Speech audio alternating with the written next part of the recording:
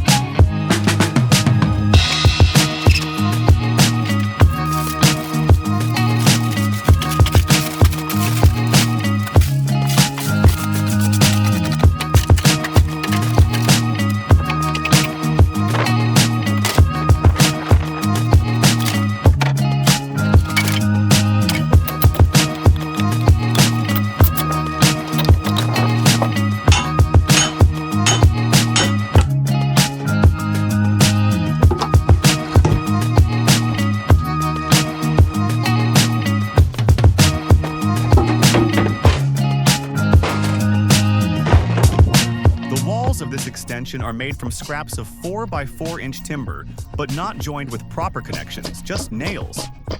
So, this wall could probably withstand the strongest earthquake, absorbing all the vibrations thanks to its flexible construction. And of course, I got a bonus: a whole bag of nails for the scrap metal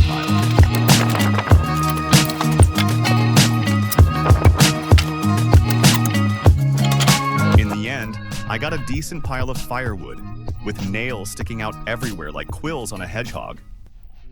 I always say, the best rest is a change of scenery, so I decided to go rafting down the river in my inflatable boat.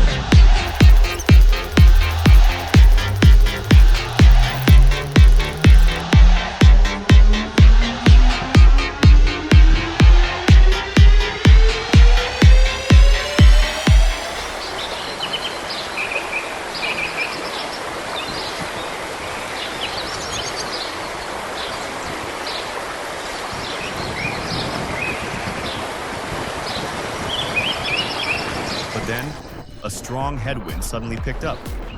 The wind was so powerful that my boat was barely moving, and in the heat of battling the elements, I broke my paddle. With only one paddle, I kept getting pushed to the opposite bank. So I had to figure out how to fix it. The plastic sleeve connecting the two halves of the paddle broke. I hoped to make it to the end of the route by wrapping it up. Good thing I had my sneakers with me. The shoelaces came in handy.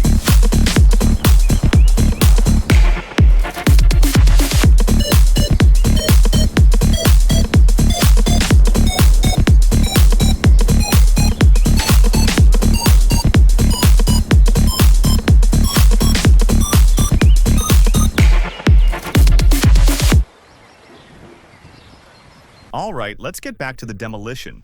Here's my next big project. The house, or rather, its right half. It's quite old, built in 1938.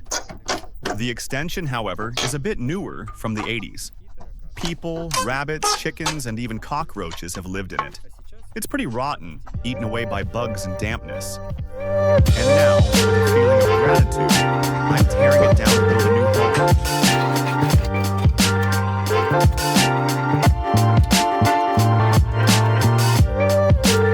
When I removed the slate roofing, I was surprised to find a wild number of sparrow nests. Some of the slate waves were completely packed with nests, top to bottom. In one nest, there were abandoned eggs, and in another, a mummified little sparrow.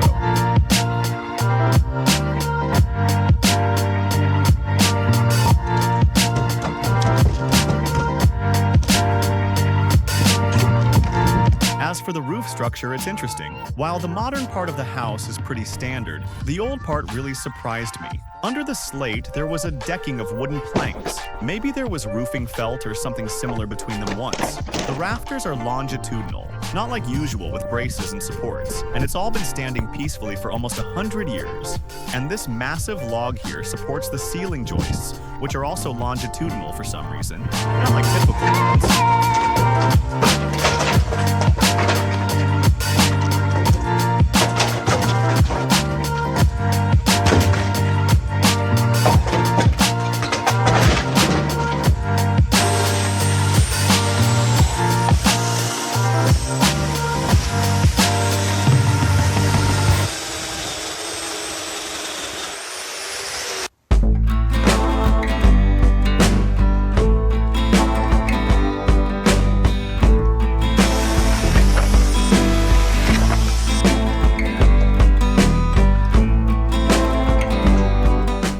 Above was filled not even with slag, but with dirt or compost. Some kind of strange mixture, only a couple of centimeters thick. For my convenience, I swept everything into the old stovepipe opening, so it would be easier to haul out of the house later with the vault.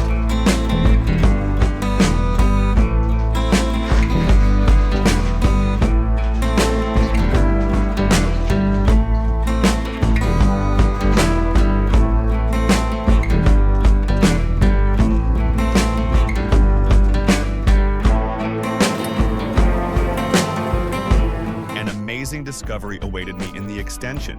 When I was taking apart a partition wall, I found Lenin's writings and works hidden inside the wall. These were additions from the 30s and 40s, something to read in my spare time, I guess.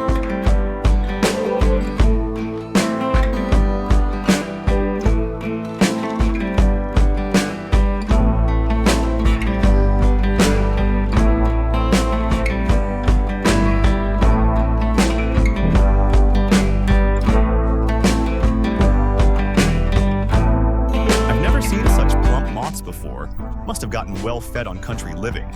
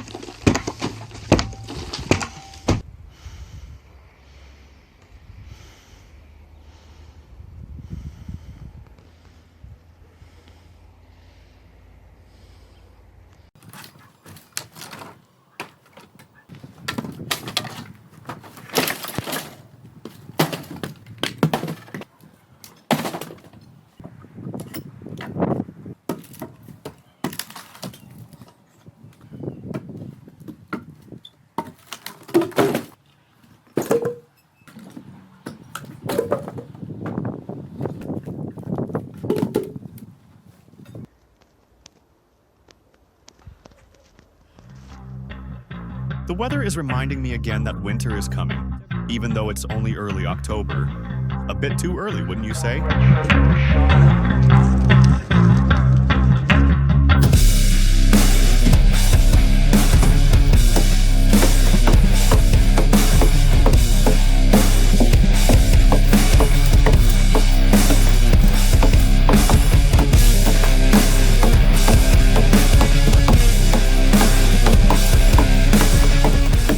From the inside, the house walls were finished with lath and plaster, which created some difficulties for me.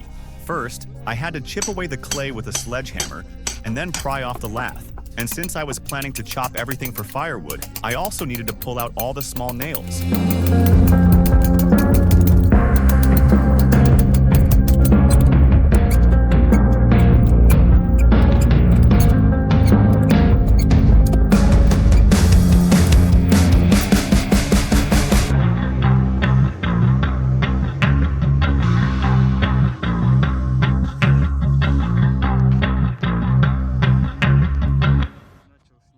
I started removing the ceiling joists and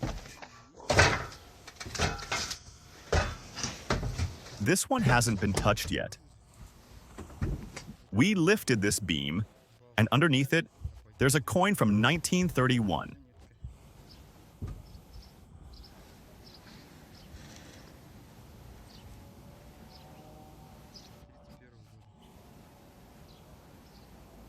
I definitely expected to find something like that lower down, but never under the ceiling joists.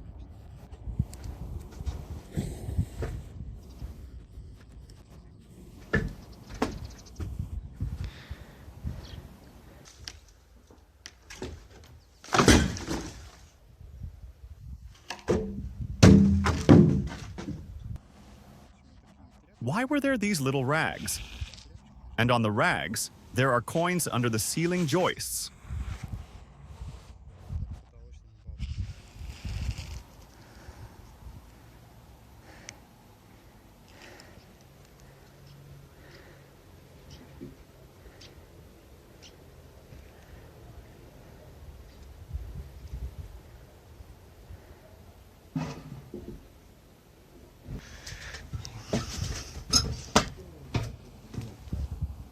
Here it is. Also the remains of a rag. And there's a coin.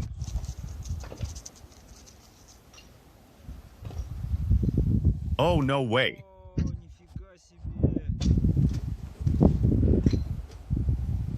This one is from 1928.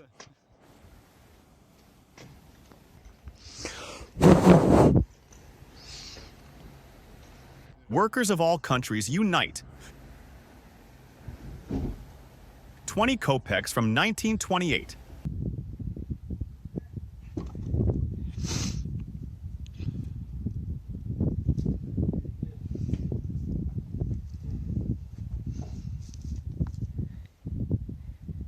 The most amazing discovery of my life because it was so unexpected. The lower log courses of the house were already replaced about 20 years ago, but there was nothing there. So it's very unexpected to find coins here.